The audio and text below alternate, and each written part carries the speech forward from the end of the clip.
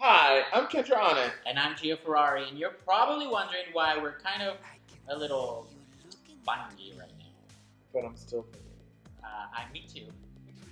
Actually, after we finished filming last night, we had some technical difficulties. Trade swiped our tapes, and our introduction was lost forever. So we're just kind of refilming it real quick. Hope you guys enjoyed this video. It's going to start right after this very brief cut.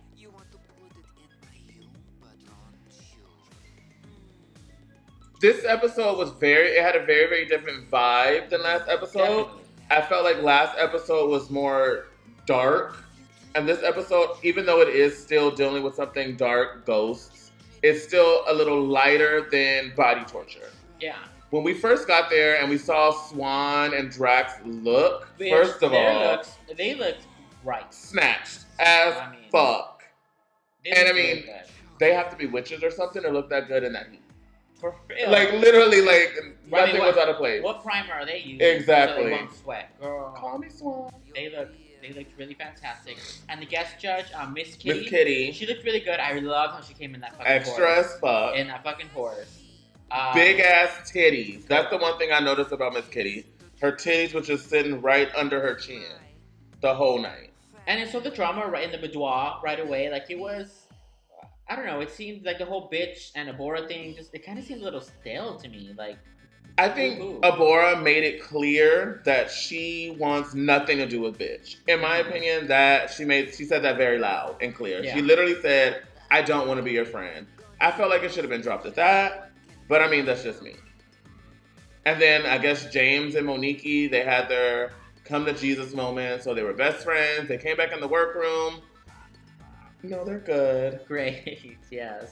And they came back in the workroom and decided to attack bitch, which, in my opinion, I didn't agree with.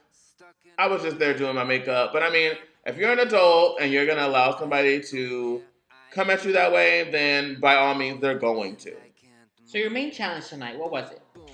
The main challenge was we were ghosts from a ghost town. Okay.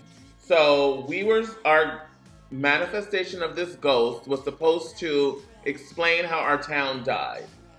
First we have Abora. And to me, her look was so good. Her look was good. It was good. Yeah. She looked like a 1930s silent film, cartoon. It reminded me a lot of that like Mickey Mouse film, the first one. It was, very much. It was really good. She was cartoony. She was spooky. She was. She got the hips bigger than Nina Bonina. And Nina Bonina's hips are like, girl. But she looked.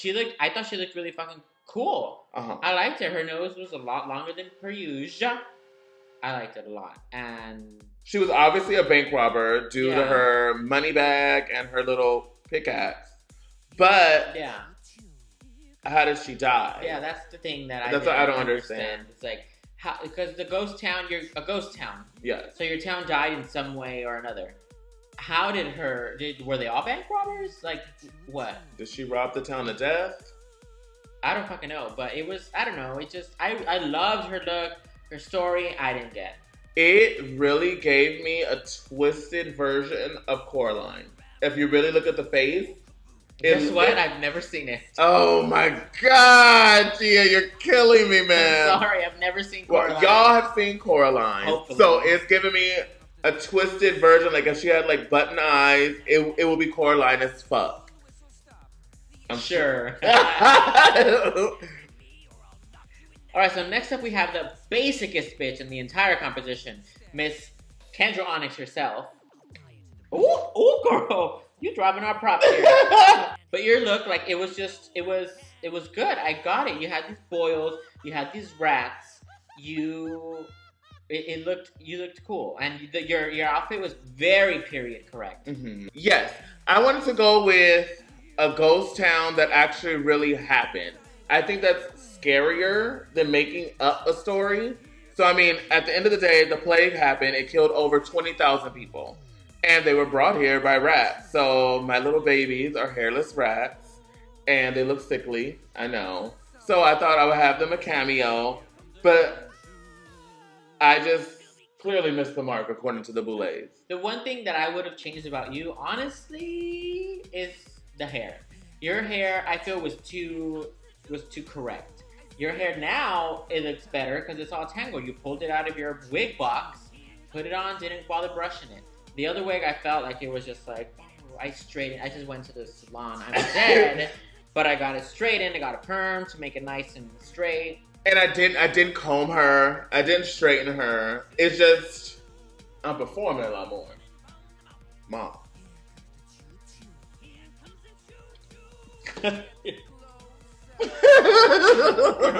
But yeah, I had a lot of fun with this look, putting it together, burning it, and all that good stuff. You looked really good. Thank you. It. And I love Leviathan and Onixxx, the little ratties.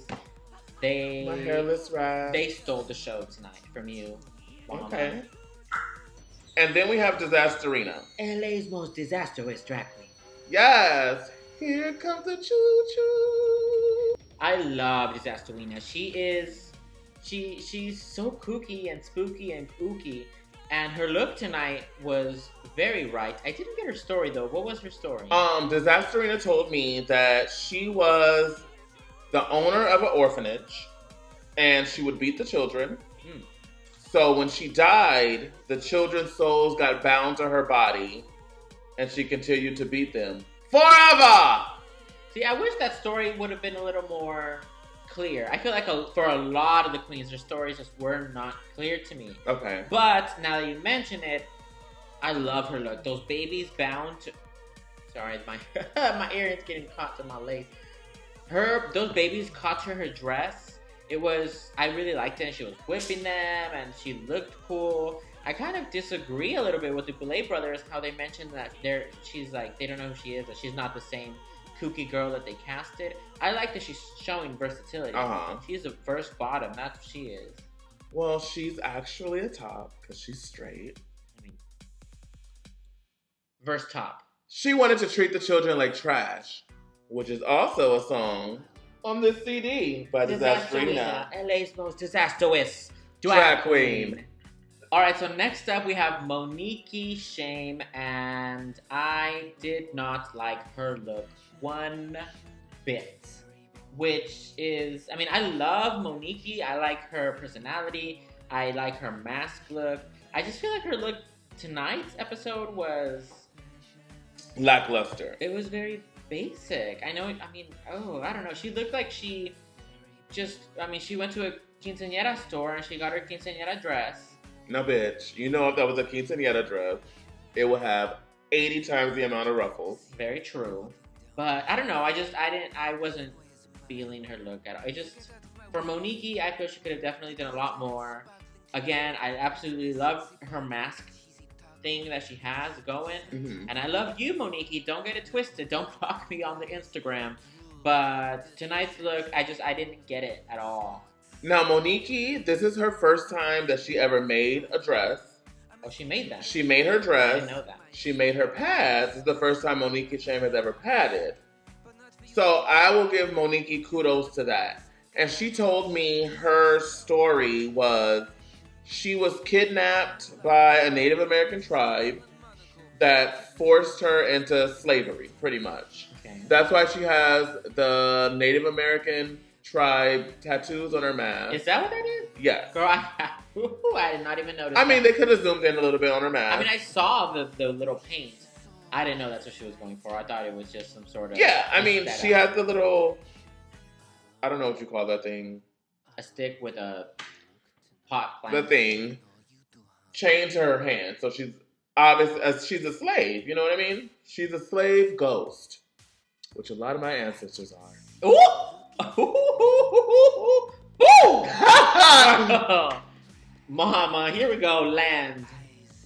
So next up, we have Miss James Majesty.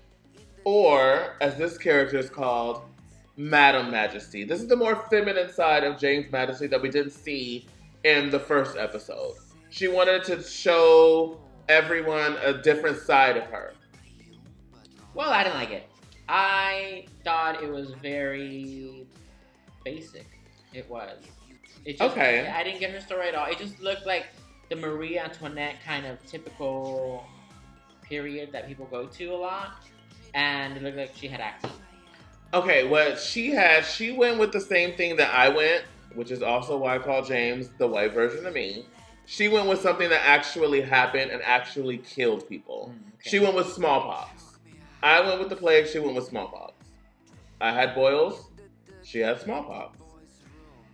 They look like pimples. She looked very beautiful. Always. She always looks beautiful. Always. But for the challenge, I don't know, it was very low for me. Bottom low. Next we have Tahleen. She was the shaman of a tribe that she casted a spell on. And this episode is brought to you by Charmin. Toilet paper. Wipes your ass clean after douching. Soft, but strong. But she was the shaman, I'm sorry, I keep saying shaman now.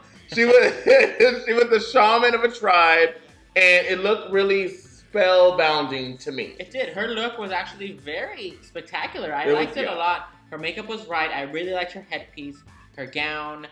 Again, I did not get how she died, but she looked good. Her makeup was giving me like she painted a skull kind of, but it was like melting off of her or melting into her. Ooh. Yeah, and I like that. I mean, I liked her look a lot. It looked right. Like it just everything. Dolly can't paint a wrong face. Let's just be honest. Dolly is beautiful. She looked great. And again, she's one of the nicest girls in the cast. But again, like with every other girl or most other girls, I didn't get their story. And that's kind of what I wanted to see. So the next up, we have Erika Clash. And her look was giving me very Native American, like feral child type of situation going on. Very that. And I think it very fit her aesthetic. Like her aesthetic is very, anime-y. I liked that it fit that. But again, I did not get how she passed away in this ghost town. Maybe she creates the ghosts by eating them. Maybe. I mean, maybe she was the feral child that came and destroyed everybody in the town. Maybe she created the ghost town. Intellectual queen. I like that.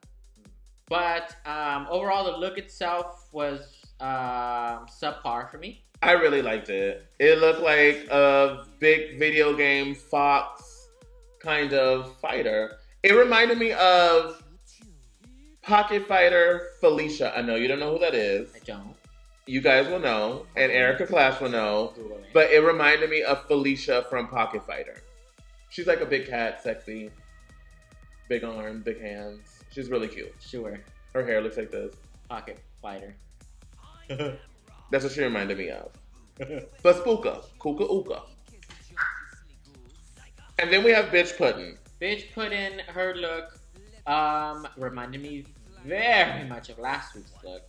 I honestly did not get that she was drowned until after they explained it on the show that she was drowned. I really thought she was burned. Even watching some of the promos for this episode, I thought she was burned again. And I was like, really? Well, Bitch explained it to me that she was from the elite family of a city that controlled the water of the city. And obviously the peasants got tired of the family being dictators. And they killed that ass. They tied rocks to her feet, threw her down the well, and drowned her. And again, I did not get any of that watching these little clips. But I mean, knowing that, like, okay, I kind of get it now. Like, she has, like, the water and the rocks. She's been pulled. But still, the prosthetics that she used were very similar to last week's. It wasn't anything innovative. It was just like, okay, well, Bitch Puddin's at it again with her liquid latex on her face. And it was subpar for me. I liked it. And the performance was so good. The performance was definitely so good. When that black shit just came out of her mouth, it was like that was her first breath after she was drowned. And she was just spitting up all this death. I like that. You should write a thesis. Yeah, I'm smart. Alright, so the next up we have Miss Victoria Elizabeth Black as like a fortune teller, kind of put in your 2 quarters and she will tell you your fortune. And Except honestly, this bitch wants vengeance. Ooh, girl. Honestly, I really, really liked her look a lot. I really liked the little box she was in, and it was all overall very cool. Again, I know I keep saying this after every bitch. I didn't get how her ghost town died, but her look was like an A. I believe, if I remember correctly, Victoria said that she was the fortune teller of the city or tribe, and she was casting evil spells on them. They got sick of that shit and burned that bitch. Ooh. But if you honestly look at her costume from piece to piece to piece, this bitch had peacock feathers in her hair that were burned, and in her hat that were burned. Like, she was burned from head to toe. She created this kind of liquid latex bodysuit from here to the soles of her feet. So, if anybody deserved to win, it was probably Victoria, just for being in that shit all day. Because I was hot. And I was in it. I was hot, just you telling me about how hot it was. Her look was definitely very cool. Again, I think overall, I was just disappointed with not understanding most of y'all's stories. So I really liked the visuals of how her box was burning, and she was like, she came out of it, and she died. I really liked that, how she died. Again, I don't get how it described Old Town died, but her look was definitely top of the bunch. It was very good. Yes. That was part of my frustration this episode, because I felt like I, once again, followed the rules to the T, and I was in the bottom again. But I mean, I'm not the Boulets. But this extermination challenge was, you guys had to do like a old Western style shoot off with paintballs. I was livid when I found out I was in the bottom 6. But as soon as I found out that it was shooting, bitch. Bitch. That's like you sucking dick. Ooh. You're gonna win. Mom. So, as soon as I found out it was shooting, I was like, okay, I got this one in the bag. Yeah. I've been shooting in the military for 11 years. I know how to fucking shoot. He knows how to fire a gun. And how many times did you hit James Majesty? I hit James Majesty a total of 20 times. And how many bullets did you have? We had 20 bullets. And how many times did she hit you? Once. Once. In the leg. We had an agreement that we were going to shoot each other in the corsets because we're nice. And as soon as I felt that fucking shit ball of paint hit me in the leg, I was like, okay, this bitch is not playing with me, and neither am I. So James had a little circle right here on her dress, which is a perfect bullseye, you know what I mean? Yes. So I hit her 20 fucking, actually 19, because the first shot hit her right in the midsection, like I said. So 19 times, 18, because I hit her once in the neck. So 18 times hit her right here, once in the neck. She hit me once. So, I mean, This extermination challenge was, it was cool. I mean, I loved it. You guys were shooting each other, and it seemed very fun. I really liked it. The top 3 were watching you guys. Were you guys watching each other? We did. We got to watch each other when Erika and Disasterina went up. They kind of set the tone because they did their little steps. They turned around. They started shooting each other. Erika was shooting Disasterina, but Disasterina turned into a fucking beast. She was flipping the bird. You're not gonna send me home, bitch. I literally fell into a shablam. And yeah, like it was, I don't know, it seemed very fun to me. I knew you are a shooter, you're in the army, and girl, if anybody that would have gone up against you, they would have been hit. They would have been gone. Ian probably could have got me, because Ian's a really good shot. Oh. But that's it. So overall, the extermination was very fun, but obviously somebody has to get exterminated. All of us felt like in the extermination challenge that Disasterina and Erika, myself and James, we were middle of the pack this week.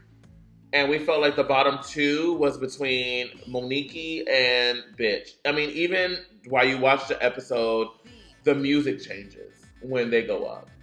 And Monique starts to shoot bitch. She does her little stunt. It's cute. And then she just fires back at Monique, like, after Monique spends, right? Monique spends all of her ammunition on her. She's like, well, payback is a bitch. And just fires out at her.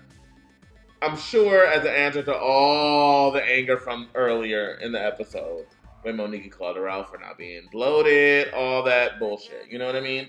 She shot her up. So Monique went home. Yes. Ultimately, one of my best friends on set. I'm very sad about that because I really like her personality a lot. I really like her mask aesthetic a lot. I do. It's really fucking creepy. It is. It's very creepy. It's just creepy. It makes her stand out. But I feel for this week, I just feel like for the past 2 weeks, like she hasn't stepped out of her own little box that she has.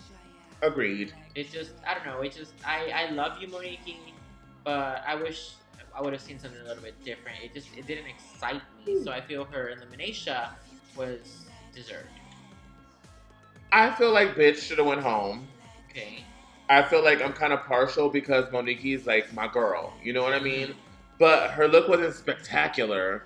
But I mean, whose was? Mine. Let's just be honest. Like, Victoria's look was really cool. You know what I mean? But I felt like bitch should have went home. That's just how I feel. I love you, bitch. So I'm really excited for next week just to see what the rest of the season's gonna bring. It's a crazy roller coaster, girl. And I'm really excited to be just BOUviewing every single episode. I hope you guys like this episode.